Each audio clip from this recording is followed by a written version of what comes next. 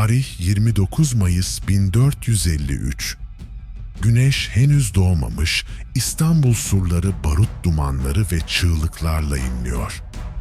Genç Sultan Mehmet, Fatih unvanını alıp almayacağının ya da tarihe sıradan bir komutan olarak gömülmenin eşiğinde. Gerçek tarihte o sabah Cenevizli komutan Giovanni Giustiniani yaralanmış, surları terk etmiş ve bu durum savunmanın çökmesine neden olmuştu. Açılan gediklerden giren Osmanlı askerleri bir çağı kapatıp yenisini başlatmıştı. Ama bugün fethedilemeyen İstanbul'un senaryosunu yazıyoruz.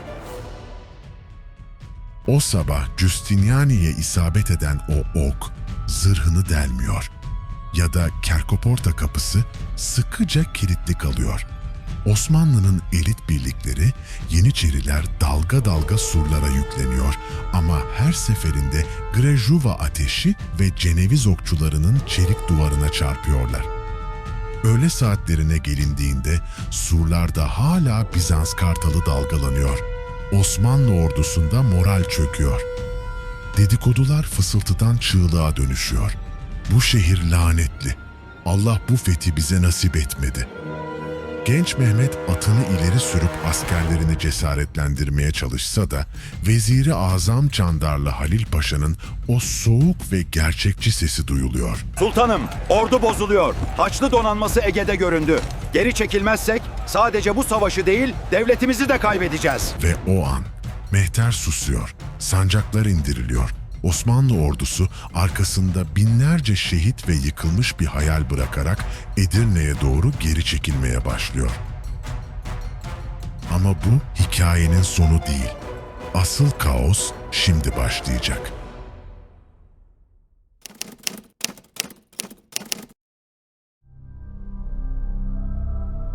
Fethin başarısızlığı Osmanlı Devleti için sıradan bir savaş kaybı olmayacaktı.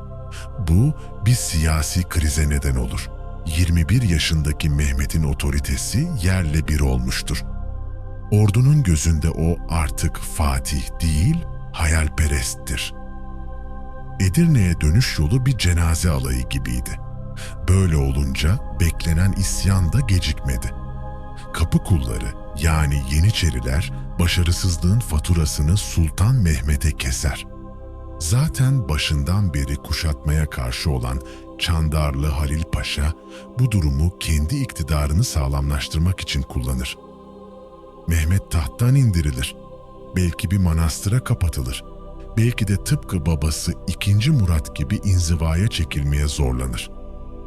Ancak daha da kötü bir ihtimal var. İstanbul'da Bizans'ın elinde tutsak olan Şehzade Orhan Çelebi. Bizans İmparatoru Konstantin, Osmanlı'yı iç savaşa sürüklemek için elindeki en büyük kozu oynar. Orhan Çelebi'yi serbest bırakır ve onu gerçek Osmanlı Sultanı olarak tanır. Rumeli'deki beyler, başarısız Mehmet yerine Bizans destekli Orhan'ın tarafına geçer.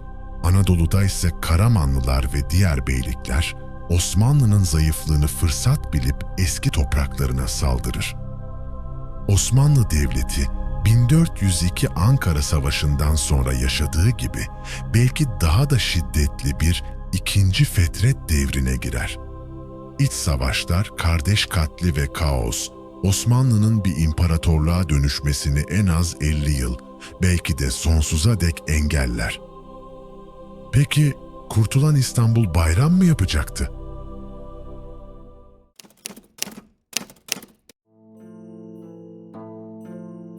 ...1453'te İstanbul kurtulsa bile Bizans artık bildiğimiz Roma İmparatorluğu olmayacaktı. Şehir harabe halinde, nüfus azalmış ve hazine tam takırdı. İmparator Konstantin şehri kurtarmak için ruhunu şeytana satmak zorunda kalmıştır. Batı'dan, Papa'dan ve Venedik'ten gelen yardımların bir karşılığı olacaktı. Ortodoksların Katoliklere boyun eğmesi. Ayasofya'da artık Latince dualar yankılanmaktaydı. Bu durum halkın büyük tepkisini çeker. İstanbul, kağıt üzerinde bağımsız olsa da fiilen bir Venedik veya Ceneviz kolonisine dönüşür. Galata'daki Cenevizliler Boğaz'ın ticaretini tamamen ele geçirir. Bizans, Venedik donanmasının korumasıyla ayakta duran hasta bir şehir devleti olarak varlığını sürdürür. Rönesans İtalya'sına kaçması beklenen o meşhur bilginler İstanbul'da kalır. Belki de Rönesans, İtalya yerine Doğu Akdeniz ve İstanbul merkezli olarak daha yavaş ama daha farklı bir şekilde gelişecekti. Şimdi büyük resme bakalım.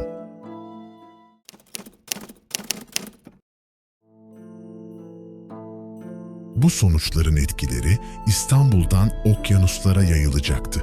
Osmanlı İstanbul'u alamadığı için Karadeniz ve İpek Yolu ticareti tamamen Türklerin kontrolüne geçmez. Venedik ve Ceneviz gemileri boğazlardan geçip Asya mallarını Avrupa'ya taşımaya devam edecekti. Peki bu ne anlama geliyor? Avrupalıların doğuya ulaşmak için yeni yollar bulma zorunluluğu azalıyor. Hal böyle olunca Kristof Kolomb 1492'de o meşhur yolculuğuna çıkmak için İspanyol kraliçesini ikna edebilecek miydi? Muhtemelen hayır. Çünkü baharat yolu hala kullanılabilir olacaktı. Amerika'nın keşfi belki 50, belki 100 yıl gecikebilirdi. Bu gecikme, Aztek ve İnka imparatorluklarının çelik ve barutla daha geç tanışması, belki de kendilerini savunacak kadar güçlenmeleri anlamına gelebilirdi. Dünya tarihi, sömürgecilik çağına çok daha geç ve farklı aktörlerle girecekti. Avrupa içlerinde Türk korkusu bu kadar baskın yaşanmaz, Viyana kapılarına dayanan bir Süleyman, Mohaç Ovası'nda Macarları yok eden bir Osmanlı ordusu hiç olmayacaktı.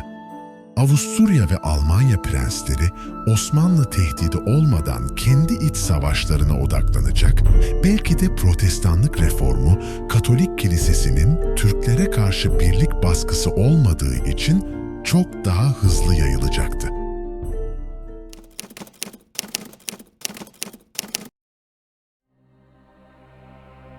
Eğer 1453 başarısız olsaydı, bugün İstanbul, Venedik mimarisine sahip, Katolik ve Ortodoks kültürünün çatıştığı Avrupa Birliği'nin en doğudaki şehri olabilirdi. Mimar Sinan eserlerini verecek o büyük imparatorluk gücünü bulamaz. Belki de yeteneği bu kadar keşfedilemezdi. Fatih Sultan Mehmet, o büyük deha, eğer o gün başarısız olsaydı, tarihe Fatih değil, hırslarının kurbanı olmuş talihsiz bir şehzade olarak geçecekti. Tarih işte böyle ince bir iplik üzerindedir. Bir okun hedefini bulması veya bulmaması tüm kaderi değiştirebilir. Bizim yaşadığımız gerçeklikte o fetih gerçekleşti ve dünya bir daha asla eskisi gibi olmadı. Sizce İstanbul alınamasaydı Türk tarihi nasıl şekillenirdi? Yorumlarda görüşlerinizi bekliyoruz.